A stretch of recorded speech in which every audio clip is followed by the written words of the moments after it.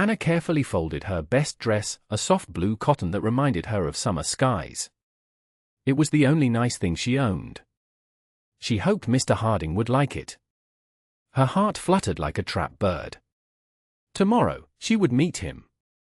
She smoothed a hand over her skirt, trying to ignore the ache in her leg. A childhood illness had left her with a limp, a constant reminder that she wasn't like other girls. Would Mr. Harding mind?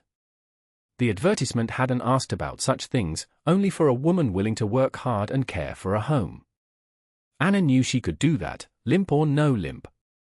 She closed her eyes, picturing a cozy little house with a garden, a place where she could finally belong. A place where someone would see past her disability and see her heart. She packed a small bag with her few belongings, including a worn photograph of her parents. They would have wanted her to be happy. With a deep breath, Anna whispered a prayer for courage and hope. Tomorrow was a new beginning. The train chugged into the dusty station, its whistle a mournful sound in the vast landscape. Anna clutched her small bag, her palms sweating. This was it. Her new life. She scanned the platform, her heart pounding. A tall, stern-looking man stood near a wagon. He wore a dark suit and his face was shadowed by a wide-brimmed hat. Could that be Mr. Harding? Taking a deep breath, Anna stepped off the train, her limp more pronounced with each step. She tried to smile, but her lips trembled. "Mr. Harding?" she asked, her voice barely a whisper. The man turned, his eyes narrowing as he took in her appearance. His gaze lingered on her leg. "You're Anna?" he asked, his voice gruff. Anna nodded, her hope faltering under his scrutiny. "Yes, sir. I am." She tried to meet his gaze, but his cold stare made her want to shrink away. The bright sun suddenly seemed less warm, less welcoming. The trapped bird in her chest fluttered even faster, now with a sense of growing dread. Mr. Harding's face twisted into a frown. "I wasn't expecting this," he said, gesturing dismissively towards her leg. "You didn't mention anything about being crippled." Anna's cheeks flushed with shame. It doesn't stop me from working," she stammered. "I can cook, clean, and tend to the garden." He scoffed. "I need a wife, not a burden. I need someone who can help with the chores, with the animals. Someone who can give me strong children." He looked her up and down with disdain. "You're clearly not that woman." Tears welled up in Anna's eyes. But I traveled so far," she whispered, her voice cracking. "That's your problem," he said coldly. "I'm not obligated to take you in. You can take the next train back where you came from." He turned his back on her and started loading supplies into his wagon, as if she were no more than a bothersome fly. Anna stood there, heartbroken and alone, the vastness of the prairie suddenly mirroring the emptiness inside her. Her dream of a new life had shattered into a million pieces. The train station seemed to spin around Anna. Her legs felt weak, and she sank onto a nearby bench, her small bag clutched tightly in her lap. Where would she go? What would she do? The money she had saved for the journey was almost gone. Tears streamed down her face, blurring the already hazy landscape. She was alone, unwanted, and utterly lost. The hope that had flickered so brightly just hours ago was now extinguished, leaving only a cold, empty ache in its place. The thought of returning home filled her with dread. She couldn't face her neighbors, their pitying glances, their unspoken judgments. Better to disappear, to fade into the vastness of the prairie and become a forgotten memory. She closed her eyes, wishing she could simply vanish. Maybe, she thought, the prairie would swallow her whole, and no one would ever know she had existed. The sun beat down mercilessly, adding to her misery. Even the wind seemed to whisper cruel words of rejection. She was truly alone. Abandoned by everyone. A figure detached itself from the shadows of the station building. It was a man, lean and weathered, wearing simple work clothes. He had been leaning against a post, seemingly unnoticed, but his eyes, a soft hazel color, had been fixed on Anna. This was Caleb. He'd arrived early to pick up some supplies. He hadn't meant to eavesdrop, but Mr. Harding's harsh words had carried across the platform. Caleb had watched, his jaw tightening, as the woman's face crumpled with despair. He was a man of few words, but he couldn't stand by and do nothing. He hesitated for a moment, his shyness battling with his conscience. He wasn't used to talking to strangers, especially not women. But the look on her face, he couldn't ignore it. He took a deep breath and started walking towards her, his boots crunching on the gravel. He hoped he could find the right words to say. He just wanted to help. Anything seemed better than letting her sit there alone with her sadness. Caleb shuffled his feet as he approached Anna. His hands, calloused from years of working the land, felt clumsy and awkward. He cleared his throat, trying to find the right words. "Excuse me," he said, his voice a low rumble. "I couldn't help but overhear. What happened?" He paused, feeling a blush creep up his neck. "I'm Caleb." Anna looked up, her eyes red and swollen. She didn't recognize him. "Who are you?" she asked, her voice barely audible. "I'm a rancher," Caleb replied, gesturing vaguely towards the open prairie. "I have a small spread a few miles from here." He hesitated, unsure how to proceed. "Look, I know I'm just a stranger, but you shouldn't be alone out here." He racked his brain for something, anything, that could ease her pain. He wasn't good at talking, but he was good at offering a helping hand. He couldn't just leave her to the wolves, so to speak. Maybe I could help you get some food or a place to rest for a bit." He looked at her hopefully. "The train doesn't leave until tomorrow." Anna hesitated. She was wary of strangers, especially after what had just happened. But Caleb's eyes held a genuine kindness that she couldn't ignore. He wasn't like Mr. Harding, who had looked at her with disgust. Caleb seemed concerned. I don't know," she said, her voice trembling. "I don't have any money to pay you back." Caleb shrugged. "It's not about the money," he said quietly. "It's about doing what's right." He looked down at his boots, then back at her. "I have a spare room at my ranch. It's nothing fancy, but it's safe and dry. And my cook, Mrs. Olson, makes a mean apple pie." He managed a small, shy smile. He wasn't sure why he was doing this. He usually kept to himself, content with the company of his animals and the rhythm of ranch life. But something about Anna's vulnerability had touched him.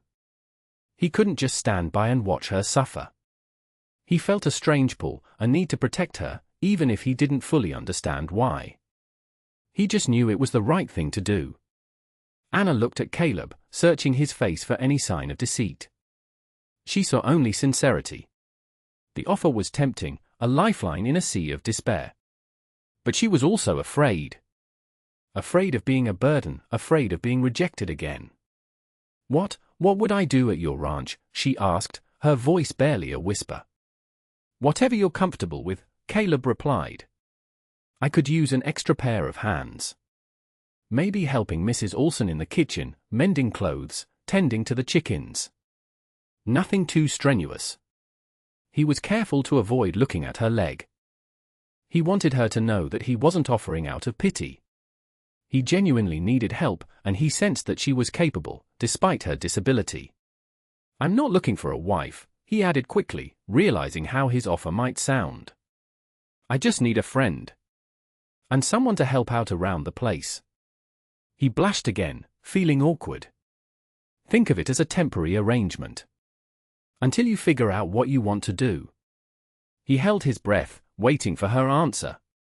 He hoped she would say yes. He really did. Anna looked into Caleb's kind eyes and saw a glimmer of hope.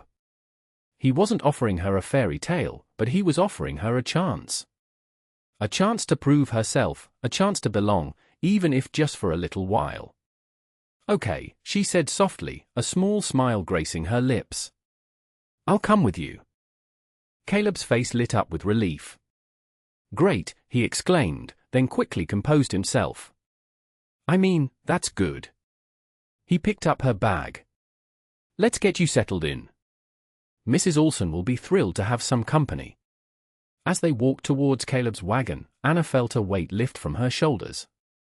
The fear hadn't completely vanished, but it was overshadowed by a flicker of hope. Maybe, just maybe, this wasn't the end of her story. Maybe this was a new beginning, a chance to find happiness in the most unexpected of places. She glanced at Caleb, his quiet strength radiating beside her. Perhaps she wasn't so alone after all. The prairie suddenly seemed a little less vast, a little less lonely. The ranch was a simple but welcoming place. Mrs. Olson, a plump, cheerful woman with a warm smile, greeted Anna with open arms and a slice of apple pie. Anna's room was small but cozy, with a patchwork quilt on the bed and a view of the rolling hills. In the days that followed, Anna found a rhythm in ranch life. She helped Mrs. Olson in the kitchen, learning to bake bread and churn butter. She mended fences, surprising Caleb with her skill with a needle and thread. She even learned to milk the cows, her limp not hindering her as much as she had feared. Caleb, in turn, showed her patience and respect. He never asked her to do anything she wasn't comfortable with, and he always thanked her for her help.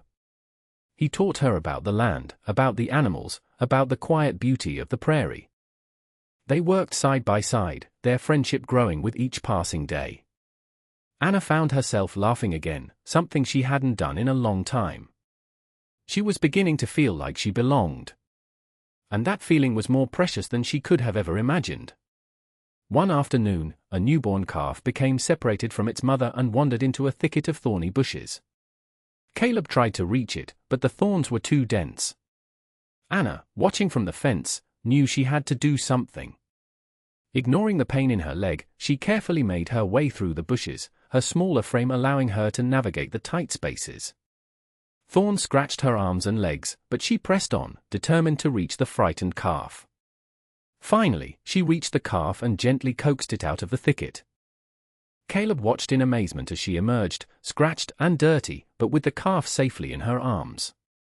He rushed to help her, his eyes filled with admiration. "You were so brave," he said, his voice filled with emotion. "I don't know what I would have done without you." Anna smiled, her heart swelling with pride. She had proven that she wasn't a burden. She was strong, capable, and determined. Her limp might slow her down, but it didn't define her. She could do anything she set her mind to. And Caleb saw that. He saw her strength, her kindness, her unwavering spirit. He saw the real Anna.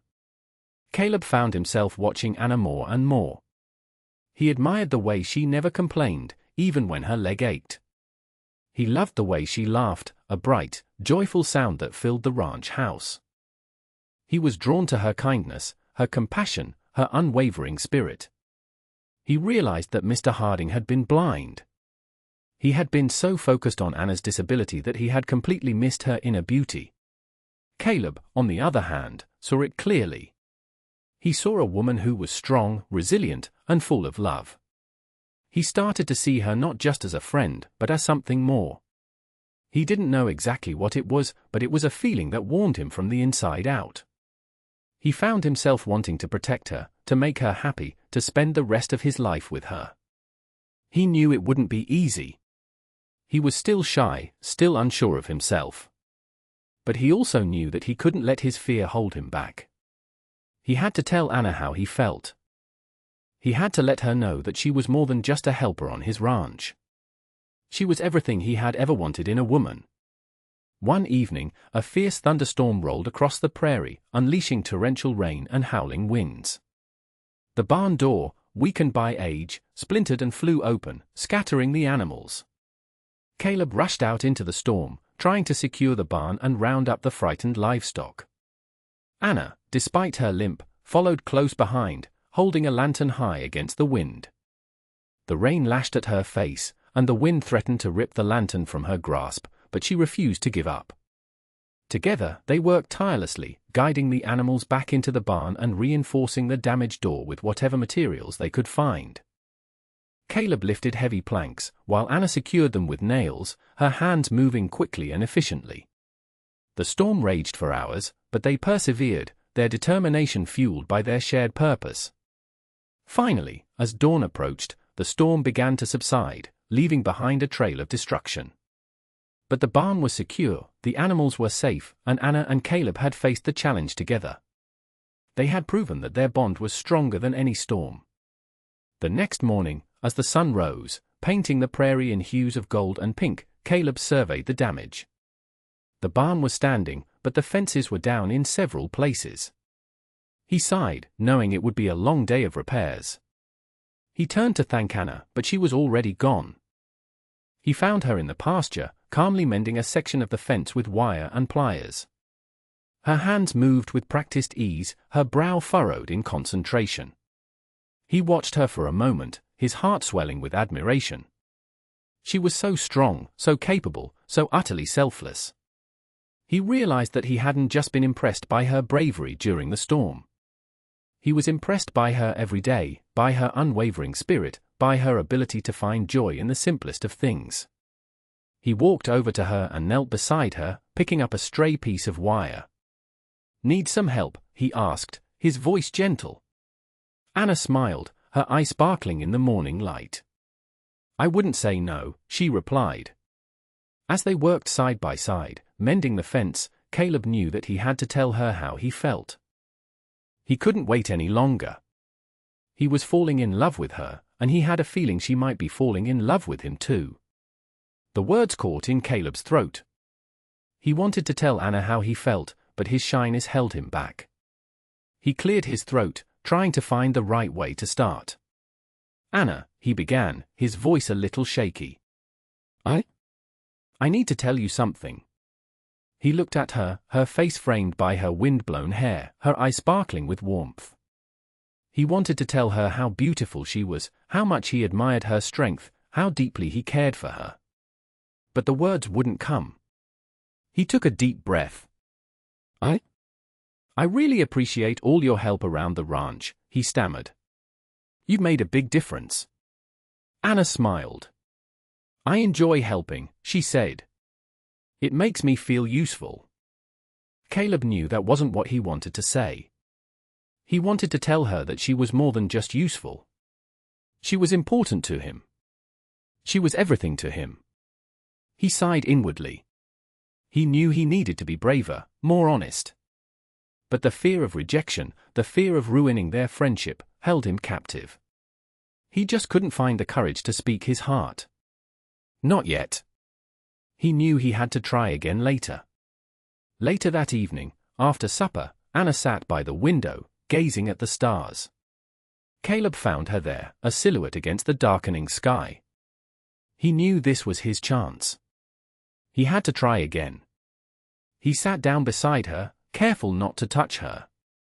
The silence stretched between them, thick with unspoken words. "It's beautiful out here, isn't it?" Anna said softly, breaking the silence. "It is," Caleb agreed, his heart pounding. He took a deep breath. "Anna, I've been wanting to talk to you about something." He paused, searching for the right words. "When you first came here," he began, "I just wanted to help. I saw how Mr. Harding treated you, and it wasn't right. But over the past few weeks, I've come to realize that you're so much more than just someone who needed help." He turned to face her, his eyes filled with sincerity. "You're kind, you're strong, you're brave, you're amazing, Anna. And I think I'm falling in love with you." He waited, his breath held captive, for her reaction. The prairie wind seemed to hold its breath along with him. Anna's eyes widened in surprise. She hadn't expected that. She had grown fond of Caleb, but she had never dared to dream that he might feel the same way about her. "Caleb," she said softly, her voice trembling. I don't know what to say." She looked down at her hands, her heart racing. "After what happened with Mr. Harding," she began, her voice cracking, "I thought I was destined to be alone. I thought no one would ever see past my disability." Tears welled up in her eyes. "I'm afraid," she whispered. "Afraid that I'm not good enough, that I'm not strong enough, that I'll just be a burden to you." She looked up at him, her eyes filled with vulnerability. "Are you sure, Caleb? Are you sure you want to be with someone like me?" She needed reassurance. She needed to know that he truly saw her, the real her, flaws and all. She needed to know that his love was strong enough to overcome her deepest fears. It was a risk, opening herself up like this, but she trusted Caleb. She had to. Caleb gently took Anna's hands in his. His touch was warm and reassuring. "Anna," he said, his voice filled with love, "you are not a burden. You are the strongest, kindest, most amazing woman I have ever met." He looked into her eyes, his gaze unwavering. "I don't care about your limp. I care about your heart. I care about your spirit. I care about the way you make me laugh. I care about everything that makes you, you." He squeezed her hand gently. "You are beautiful, Anna. Inside and out. And I want to spend the rest of my life with you, taking care of you, loving you, and making you happy." He paused, his voice filled with emotion. "I know I'm not much," he said, "just a simple rancher. But I promise you, I will always be there for you. Through thick and thin, I will always be by your side." He leaned closer to her, his eyes searching hers. "Please, Anna. Tell me you feel the same way." He needed to know. His entire future depended on her answer. Tears streamed down Anna's face, but this time, they were tears of joy. She looked at Caleb, his eyes shining with love, and her heart overflowed with happiness. She realized that she had been wrong. She wasn't destined to be alone. Caleb saw her, the real her, and he loved her, limp and all. "Oh, Caleb," she said, her voice choked with emotion. "I do feel the same way. I love you too." She threw her arms around him, burying her face in his chest. He held her tight, his embrace warm and comforting. She had come to the prairie seeking a new life, a place to belong. And she had found it, not in a grand house or a wealthy husband, but in the heart of a quiet rancher who saw her worth. She had found love, true love, the kind of love that saw beyond appearances and embraced the soul. In that moment, standing in Caleb's arms, under the vast prairie sky, Anna knew that she was finally home. She was finally happy. Her heart was full. Caleb pulled away slightly, reaching into his pocket. He retrieved a small, silver ring, a family heirloom that had belonged to his grandmother. It wasn't fancy, but it was precious to him. He held it out to Anna, his hand trembling slightly. "Anna," he said, his voice filled with love, "will you marry me? Will you be my wife?" He looked at her, his eyes pleading. He wasn't offering her a life of luxury or ease. He was offering her his heart, his home, and his unwavering love. He was offering her a chance to build a life together, a life filled with laughter, companionship, and mutual respect. "I know it won't always be easy," he continued, "but I promise you, I will always be there for you. I will always cherish you. I will always love you, just the way you are." He emphasized just the way you are because he wanted her to know that he loved her not despite her disability, but because of everything that she was, her strength, her kindness, her resilience, her unwavering spirit. He loved all of it. He loved her. He waited, his heart pounding, for her answer. The silver ring shimmered in the moonlight, a symbol of his enduring love. Anna's eyes sparkled with tears of joy. She reached out and gently took the ring from Caleb's trembling hand.